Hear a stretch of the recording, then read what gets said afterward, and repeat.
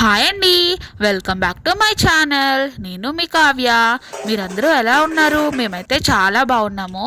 ఈరోజు సాటర్డే కదా, మేమైతే పప్పు చేసుకున్నాము. దానికైతే మంచిగా మా హస్బెండ్ అయితే ఈ పొటాటో చిప్స్ అనేవి చేస్తానన్నారు. నాకైతే పర్ఫెక్ట్గా రాదు. ఆయన అయితే మా మ్యారేజ్ అయినప్పటి నుంచి ఆయనే చేస్తున్నారు. ఇంకా ఆయన్నే చేయమని చెప్పాను. నేను చేస్తాను, కానీ అంత పర్ఫెక్ట్గా రాదు. ఆయన చేస్తే పర్ఫెక్ట్గా ఉంటుందని చేయమని చెప్పాను. ఇంకా రెసిపీలోకి వెళ్ళిపోదామా? ముందుగా మనకి ఎన్ని పొటాటోస్ అయితే కావాలో వాటిని అయితే క్లీన్గా రెడీ చేసేసుకోవాలి. చూసారా ఎంత క్లీన్గా కడిగారో అంత క్లీన్గా అయితే కడిగేసుకోవాలి. తొక్క అనేది తీసుకొని అవసరం లేదండి. తొక్కతో ఉంటేనే చాలా క్రంచీగా ఉంటుంది. ఇలా అయితే పీసెస్ కింద చేసుకోవాలి. అది చూసారా చాపింగ్ బోర్డ్, అది మా ఆయన చిన్నప్పటి నుంచి అదే ఉందంట. మా అత్తయ్య గారు అయితే కొనిపెట్టారు. మా అత్తయ్య అంటే మా అమ్మమ్మ, మీకు తెలిసిందే కదా. బాగా థిన్ పీసెస్లో కట్ చేసుకోవాలి. చూస్తున్నారు కదా, అలా కట్ చేసుకోవాలన్నమాట. ఈరోజైతే పప్పు చేసుకున్నానండి, ముద్దపప్పు అనమాట. ఆవకాయ చారు. మీరైతే ముద్దపప్పులో ఏం పచ్చడి నంచుకుంటారు? ముద్దపప్పులో ఆవకాయ అయితే చాలా బాగుంటుంది. మీకు తెలిసిందే కదండి ముద్దపప్పు ఆవకాయ అనేది. మనం ముందుగానే బాణీలో ఆయిల్ వేసుకున్న తర్వాతనే మనం చిప్స్ అనేవి కట్ చేసుకోవాలన్నమాట. ఎందుకంటే ఇవి కట్ చేసుకునే లోపు ఆయిల్ అనేది హీట్ అవుతుంది. బాగా వేడిగా ఉన్నప్పుడు అయితే చిప్స్ వేసుకోవాలి, కానీ ఫ్రై చేస్తున్నప్పుడు మాత్రం స్లిమ్లోనే పెట్టుకోవాలండి. ఎంత సిమ్ వీలైతే అంత సిమ్లో పెట్టుకోండి. ఎందుకంటే హై సిమ్లో పెట్టుకుంటే అస్సలు క్రంచీనెస్ ఉండదు. సిమ్లో పెట్టుకుని చేసుకుంటేనే క్రంచీగా ఉంటుంది. చూసారా ఎంత గోల్డిష్ రెడ్ కలర్లో వచ్చాయో, చాలా బాగుంటాయండి. మీరు ట్రై చేయండి. బయట తెచ్చుకుంటాము కానీ అంత టేస్ట్గా ఉండవు. ఇంట్లో చేసుకుంటే ఆ టేస్టే వేరు. చూసారా ఎంత బాగున్నాయో.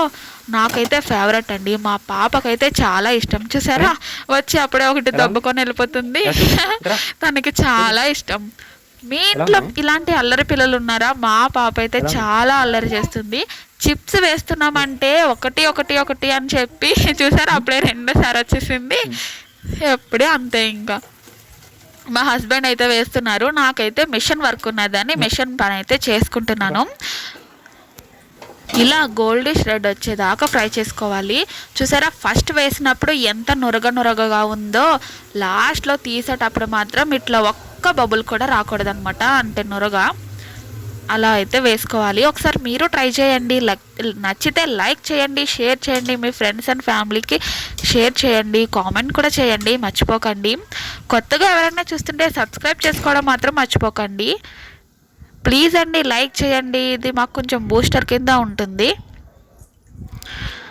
మీరైతే మంచి కింద ఏం చేసుకుంటారు? క్లైమేట్ అయితే చాలా బాగుంది. ఇంకా అందుకని మా హస్బెండ్ అయితే ఇలా చేస్తున్నారు. చూస్తున్నారు కదా, సెకండ్ వాయి కూడా అయిపోయింది. ఇది థర్డ్ అనమాట, అంటే థర్డ్ బంగాళదుంప. ఒక బంగాళదుంపకి మనకి 10 or 15 పీసెస్ అయితే వస్తాయి. ఒక్కొక్కరికి ఒక బంగాళదుంప లెక్క అయితే సరిపోతుంది. బయట అయితే 20 పీసెస్ కింద ఇచ్చి 30 రూపీస్ 40 రూపీస్ తీసుకుంటారు. మనం అర్ధ కేజీ తెచ్చుకున్నా సరే ఇంత ఎక్కువ బంగాళదుంప చిప్స్ అనేవి చేసుకోవచ్చు. బయట ఏ ఆయిల్లో వేసి చేస్తారో మనకు తెలీదు. మన ఇంట్లో అయితే ఒక్కటికే అవగొట్టేస్తాము ఆయిల్. నెక్స్ట్ కర్రీల్లోకి వాడతాం అనుకోండి, కానీ ఇలా అయితే చేసుకోండి, చాలా బాగుంటుంది. ఇట్లా గోల్డెన్ రెడ్ కలర్ వచ్చేటప్పటికి తీసేయాలన్నమాట.